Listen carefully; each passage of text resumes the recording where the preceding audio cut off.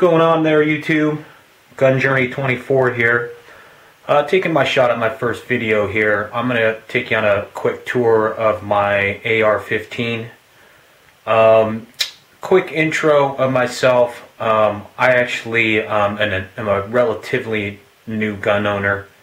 Bought my first gun in February of last year, so about a year or so.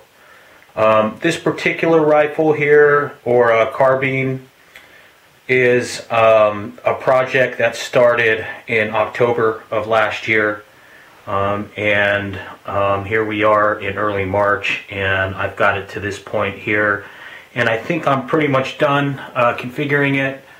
The only thing that may change in the future is the optic setup. But that's a subject for another video. This is just a tour of the AR to show you what I got on it. Just a quick overview. Again, relatively new gun owner. I'm in the great state of California, or Californistan, as many like to call it, where we have pretty restrictive gun laws. And a couple other things I'll have to point out here that make this kind of a funny California rifle. But I know a lot of people think that you can't even have rifles like these out in California, but that's not true at all. As obviously I'm showing you here, and this thing is perfectly legal. It does have the qualifiers that California requires to make a rifle like this legal. So without further ado, I'm going to take you for a tour. We'll start from the muzzle pretty much and just kind of work our way back. We'll get in a little bit closer here. So you're looking at the muzzle there, the barrel, and the flash hider there. So that's the Yankee Hill Phantom flash hider. I believe the part number is Y5C2. Pretty popular one right now. I like the aggressive look of it. Also does a very good job of hiding the flash. So it does its job. That barrel you see there is from Black Hole Weaponry. It has a 1 in 8 twist, and it is standard 16 inches. Moving back, you'll see the flashlight there. That's a Claris XT10, and it's being held there with an offset mount by Viking Tactics. Right above that, you'll see the Troy battle sight, folding battle sight, I should say. And then the actual rail system, that's the Yankee Hill Spectre length diamond quad rail.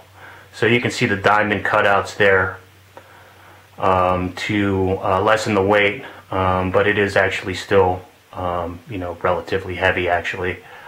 Hanging below that, you'll see the grip pod systems, GPS grip pod systems, grip pod, and that is the LE model. In front of that is the Magpul AFG2 angled foregrip. So moving back here to the optic system, you'll see that's an EOTech holographic sight, model 512, A65 I believe it is. Takes the AA batteries. Behind it is the EOTech, or L3 brand EOTech 3X magnifier with the flip to side mount. Underneath it is the backup folding Troy battle sight, alright, which matches the front, obviously. So you'll see that there is a PMag there. I know the lighting's not real good, but there's a PMag, a 20 round PMag right there, but it is actually only a 10 round mag.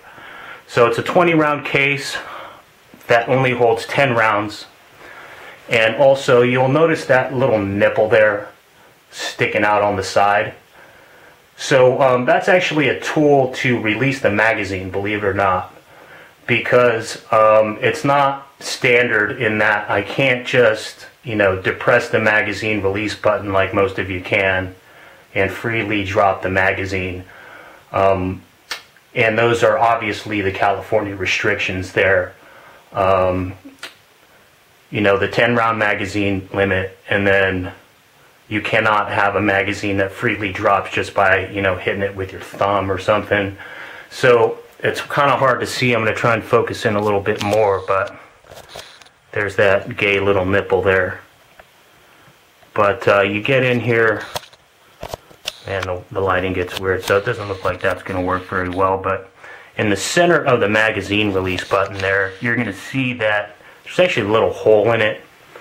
And in order to release that magazine, you have to put the tip of a 223 or 556 bullet in there, or this gay little nipple, in order to drop the magazine out. So it's so gay I'm not even going to demonstrate it for you. So anyway, let's get back to where the lighting makes it look better again. So that's the optic system. Now the lower here, this lower is from, it's actually built by a California company called Franklin Armory, located in my hometown of Morgan Hill, California. Got to give them a shout out.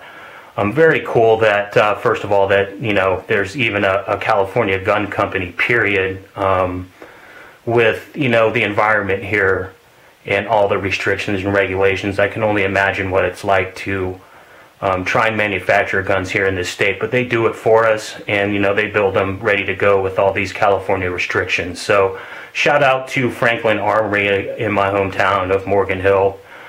So that's the lower, and I bought the lower built altogether, and I'm really impressed with, the trigger group and everything. It's all mil spec. It's a single stage trigger that's tuned by them. It feels to be about 5.5, maybe 6 pounds, somewhere in that range, but it feels nice and crisp. It's like a real nice 1911 trigger is what I always compare it to. So you'll see hanging there is the little sling loop there, and that's the Magpul ASAP attachment. The grip is a Mako Israeli Forces grip. Got that off Amazon. That was the most recent edition. Used to have the Magpul Myad on there, but I do like this grip better. And then going back here to the buttstock, that is the Voltor E-Mod buttstock. Really like that one. It gives me a great cheek weld. I am a left-handed shooter, so I like how it gives a cheek weld, on both sides. But it's pretty common in a lot of models that are out, if not all of them these days. So just wanted to real quickly, before some of you start putting comments about hanging too much shit on my AR. First of all, I think that's what ARs are for, really. I'm a civilian, obviously. I haven't, fired my first gun just over a year ago. So, for me, this thing is just a fun gun, and it's also obviously going to be used for home defense as well, if needed. For me, ARs, that's what they're for, to dress them up. And, look how friggin' cool that thing looks. But, I have the angle foregrip and the bipod grip there, the grip pod grip on there. Not just to have them on there, but for me, they, both serve a purpose. Obviously, you have the bipod function from the grip pod, which, average to mediocre bipod, but it does its job. Again, for me, a civilian just having fun out there, from the bench, or whatever, running and gunning or shooting prone, whatever. It does its job for me. So the vertical grip too, I know it's fat and big, and it's awkward for a lot of you out there that are experienced with this stuff, but I actually find it to be pretty comfortable because, I don't hold it like a baseball bat. I'm just going to, show you real quick, get in the frame here and just show you what I'm talking about, how it's all functional.